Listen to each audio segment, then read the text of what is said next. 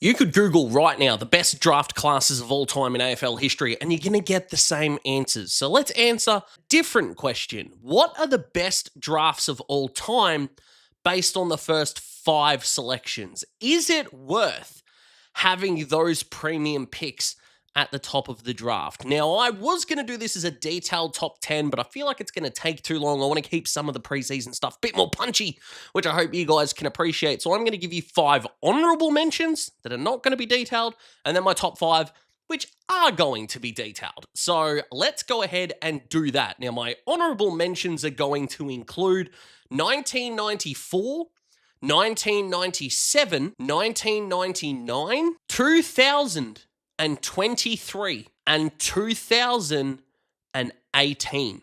Now, yes, 23 I think is going to be unbelievably elite in 2 or 3 years' time, and it's already outstanding. And 2018, seen as one of the better drafts of all time. Couldn't sneak them in. So here we go.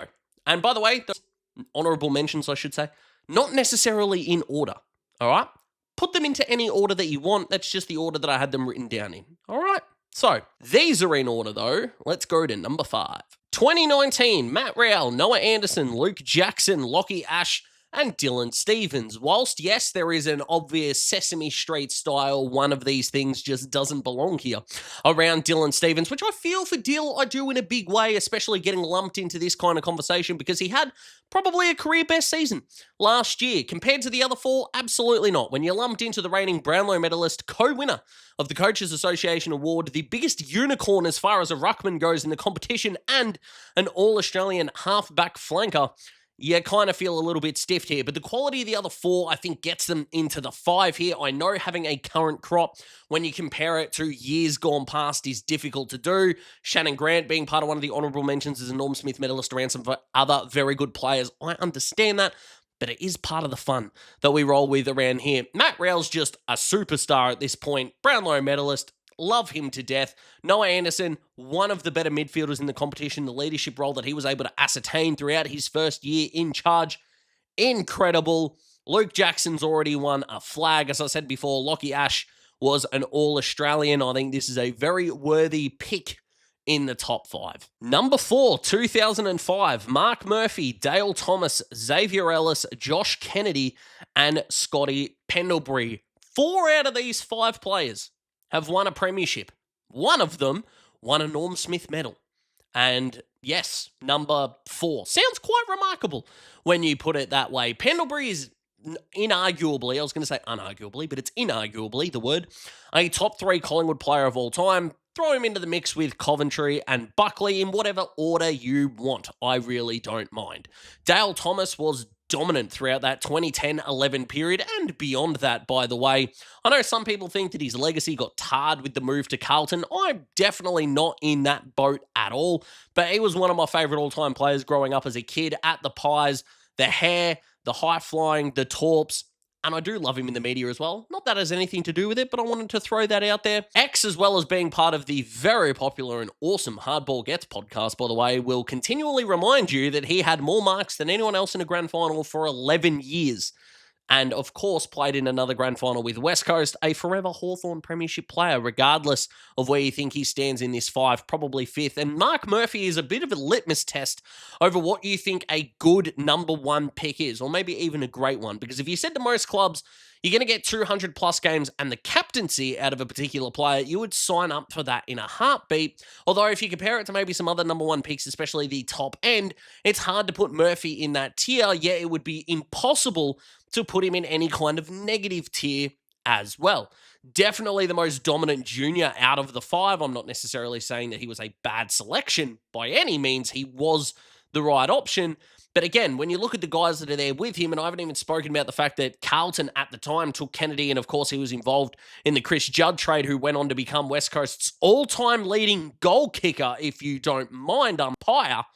You've got a pretty damn decent draft haul here. 2 players who sit comfortably, I think, in the top 10 in their club's history, although Carlton, of course, did not keep Kennedy. You got 2 more premiership players, one of them in Thomas, an outright star and a top 5 player in the league throughout probably an 18-month period, and a more than serviceable number 1 selection. This is a pretty good crop here, I'm not going to lie to you. Number 3 is the 21 crop with Jason Horne-Francis, Sam Darcy, Finn Callaghan, Nick Dacos, and Mac Andrew. In just 4 seasons, we have seen all 5 of these guys play finals, which is more than handy, let me tell you, and perform pretty well in them, to be honest. But Sam Darcy is this prodigal, tall talent. We just need to see him on the park for 22 games, for crying out loud, given how good he was during last season. That injury was just no good at the time and just, I think, robbed us of what would have been one of the all-time breakout campaigns.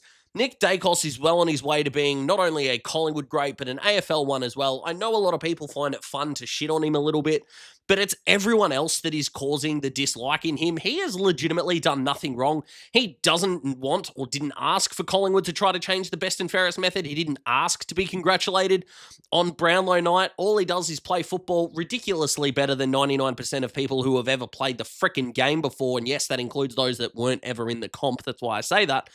Finn Callaghan is an outside player I love to pieces and I think is the best midfielder at GWS, and the way that he plays the game I think translates so well with that run, gun and carry. If he can take 25% of his handballs, translate those into kicks moving forward, he's going to become one of the better ones in the competition, midfielders that is. Mac Andrew, look, seems like he's on a little bit of an overpriced contract at the moment, but as a number 5, not only on the night, but right now, is still outrageously good, and fingers crossed we can have him go to another level beyond, which would be nice. And Jason Horne-Francis somehow went from the lock of all locks to go number 1 to slightly overrated to getting a pile-on after leaving North, I should say. Getting overrated then again at Port Adelaide that went too far now that I kind of feel like he's underrated, like he doesn't need to be the finished product yet.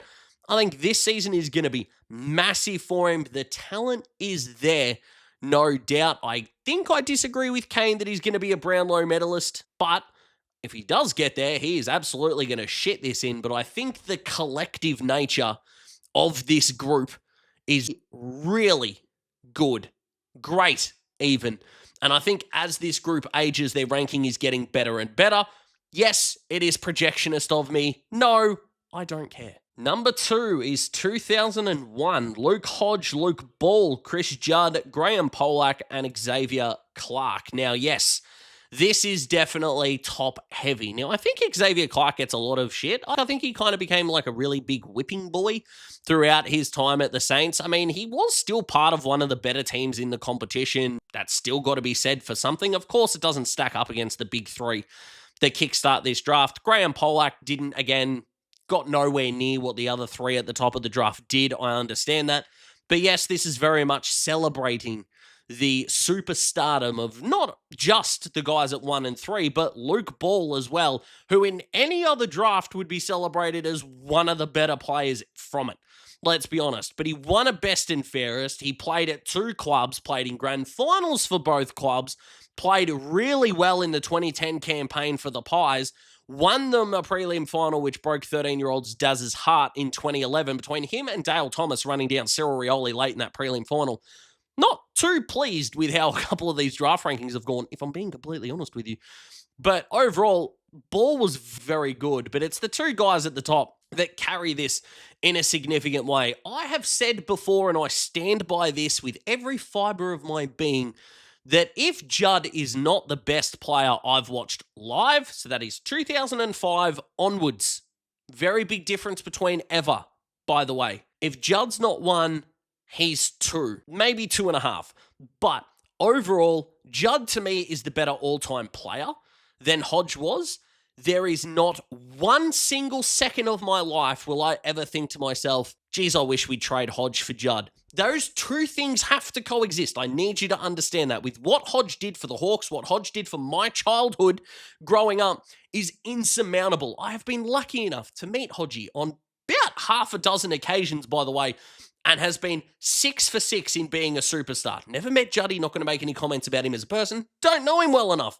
But overall, the Hawks made the right decision. And the irony of it being a Geelong-based star, Michael Turner, the coach of the Geelong Falcons, who of course was a superstar wingman for Geelong himself, said to the Hawks recruiting team when they asked him who should they take, told the Hawthorn recruiters that they would regret forever not taking Hodgie. And thank God they listened. But both of those guys carry this group in a significant way. Both of them up there in not only the best players of their generation, but Hodge definitely with Hawthorn, Judd across the competition.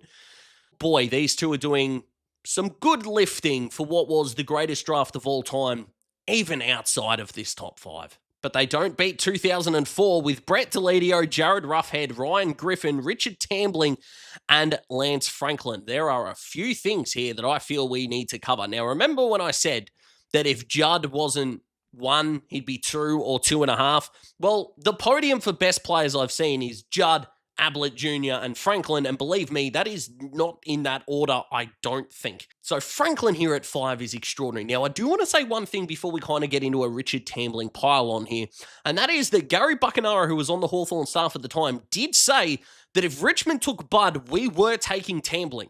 So the amount of crap that kind of Richmond get, and I understand why, because look at what Bud was. It wasn't as if they pulled someone out of nowhere. Tambling in his junior year was extraordinary. And again, childhood-wise, call it bias if you want to, but I don't really know how you can argue against this, is that 4 of the players on this list were just extraordinary ticks. Deledio carried a bad Richmond team just about from a marketability point of view, from a flashy point of view, in an era where it was kind of dead midfields for a long period of time. Look at the Swans, who played in 2 grand finals in 05-06, the 2 years after Deledio was drafted.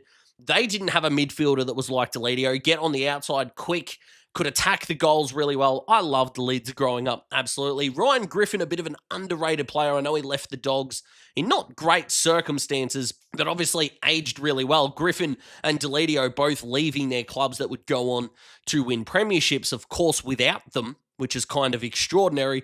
And then, of course, we get to the big rough dog, the only man who I've asked for an autograph in my life 5 times and am 0 for 5. So killing it from me. Now, I will say, I won't go into detail into all 5 of them. I will say 2 of them were inappropriate of me to ask. So you could just say 0 for 3, but you got to shoot your shot sometimes. 2 of them, come on, Ruff, you're better than that. And 1 of them is kind of 50-50. So I will kind of forgive him, I suppose. But come on, Ruff, you're better than that. But yeah, the red-headed boy, now it was incredible the fact that the Hawks kind of had to take Ruffhead first because Richmond did take him to lunch, effectively wanted Deledio at 1, which again was the right decision at the time as the most dominant junior. No one should be denying that for a moment in time, but Deledio at 1 was always a fait accompli, and then if the Hawks had have gone with Franklin, then Richmond would have taken Ruffhead. So the only way we could have gotten both, and yes, is an element of luck here, I understand it, was to take Ruff second and played the probably best modern era second fiddle season of all time, because his 2008, when Bud kicked over 110 goals and decided to just take the piss out of everyone and everything, he kicked over 80.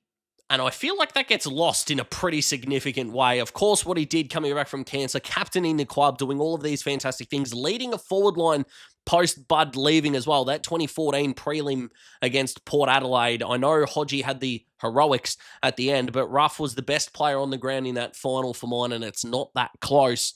Leads this, I think, in a well-rounded kind of way, even though Tambling didn't quite work out, as the best group of 5 to kickstart a draft of all time. What do you guys think? Comment below, let me know. Like the video if you like the video. Thank you very much for watching. I really appreciate it. Check out another video if you're interested, or if not, I'll see you in the next one.